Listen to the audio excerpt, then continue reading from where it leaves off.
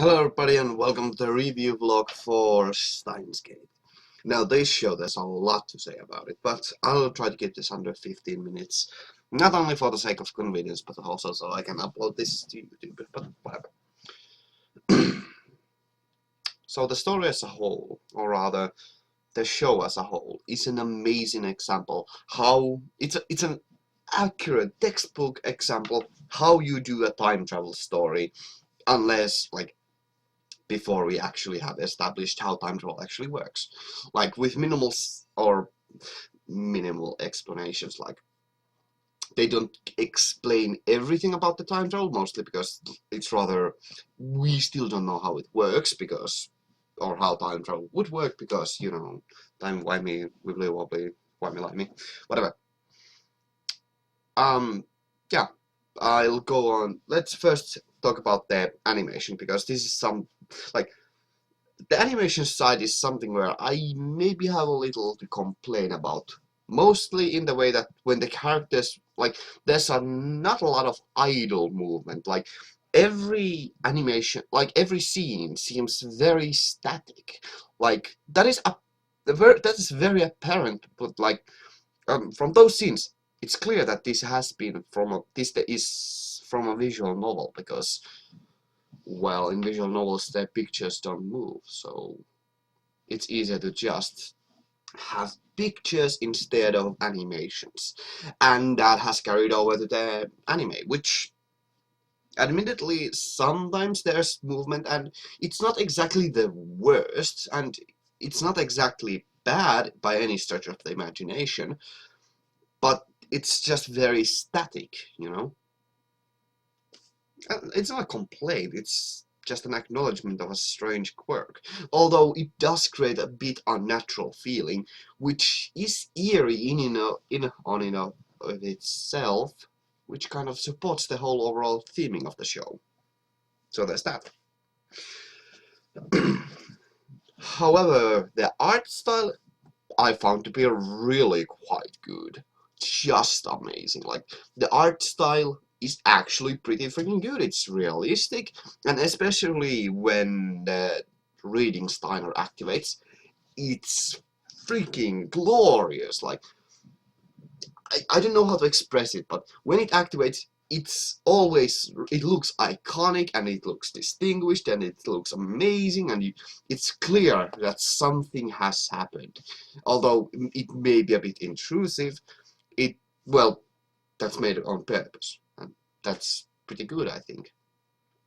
Yeah, there's not much to say about the animation and art style in general all that much. I like that there's like a lot of attention to detail, and naturally the world is very detailed and the character designs are detailed and they are very easily recognizable from one another, which, considering how surprisingly realistic the show is, it's not an easy feat to do. But yeah, they don't look like unnatural, they look realistic, yet they are easy to recognize, almost like real life, huh? Yeah, it's a pretty good thing for the show, considering that it has a medium-sized cast. I mean, just about under 20 characters, but still, that's quite a few. So, then let's talk about sound design, because here I have a silly complaint. And that is, well, for one, the show mostly uses ambient sound for background music, which actually is pretty fine. It creates a more realistic and a more dramatic feeling, and the show is far more focused on drama than anything else, which is again fine. But there's not a lot of there's not a lot of soundtrack going on, which would have actually distracted. I mean, there is a soundtrack and it is good, but that's not what you always hear. And the complaint actually is that the show has an overabundance of silence. Now, silence is golden, don't get me wrong, and silence is an amazing tool, especially during very heavy moments, to emphasize the actions and the scene that has just enveloped. But the show has it a lot. It does it quite often, like really often. But like it does it often, but it kind of again fits the story since it is very dramatic. But that's a minor complaint, and it might only bother me. Whatever. Overall, on the about the voice actors, I must say that they are pretty freaking good. Like there's not much to go around about there. I like all of them, and especially like if I have to give more attention to one voice actor and say who is the best, I would pick Kiyoma's voice actor, the main lead character. Not only because he's a good like, not because he's a good voice actor for the leading character. It's good like it's important to have a good voice actor for the leading character, but also because, oh my goodness, he's able to create a wide variety of voices and especially have a huge difference in tone and especially in his like expression. Like, well, voice doesn't have an expression, but you get the point. Like his voice is very expressive, and that is a very good thing. And he does it actually like even though the story sometimes seems a bit convoluted, the changes in his voice actually seem pretty good and rather natural. So that's good. Like uh, most of them are just good. They are not amazing. They are at the very least good. At the very least passable. Like I don't think there's any voice actor who would actually be all that like. If I have to think, no, I can't figure out anyone who would be like below passable or at the even a bit annoying. And the characters who have an annoying voice, that's made on purpose. And well, now I'm mostly talking about Kiyoma's mad scientist, and especially his, shall we say that, English accent. It's quite painful, but yeah. Then let's talk about story and characters. First, let's talk about characters because that's far faster. I like all of them. They are all kind of realistic, although some of them are rather overemphasized stereotypical characters like, well, mostly in the way that Daru is just he's just a hacker, like a lazy hacker. That's basically his character stereotype.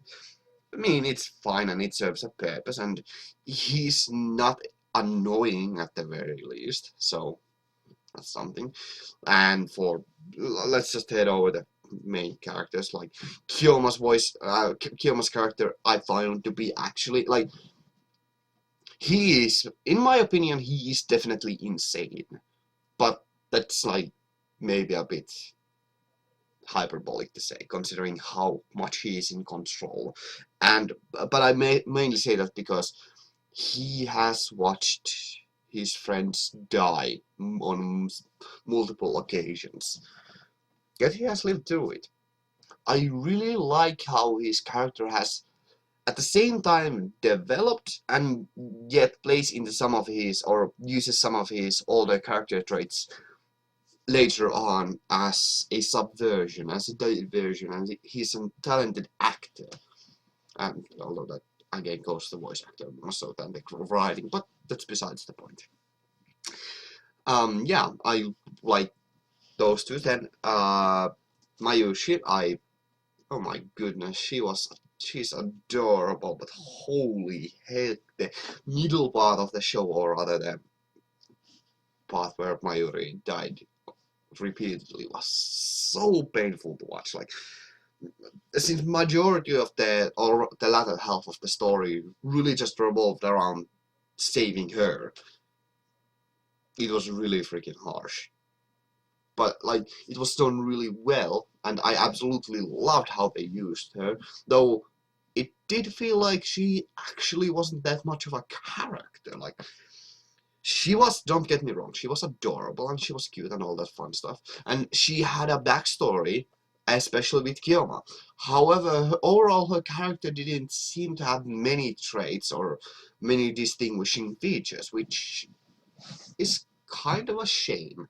However, considering that she wasn't the main, like, she didn't do all that much during the story. She was more a motivation for Kiyoma in the latter half. It's understandable.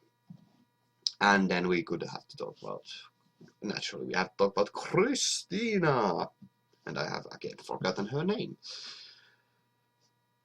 She really complements Kiyoma well. Like, she creates an amazing pair for Kiyoma in the way that she is not exactly a mirror of Kiyoma, because both of them are scientists and they are kind of crazy and ideologues, but they are at the very least fun to watch.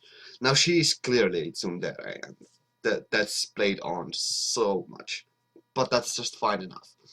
And her character and how she, like, how much she kind of developed, even though she didn't have, like, because the time loops weren't continuous, she couldn't develop all that much, like, as a whole. But what she did develop was amazing, and it was fun to watch, and especially her interactions with Kiyoma.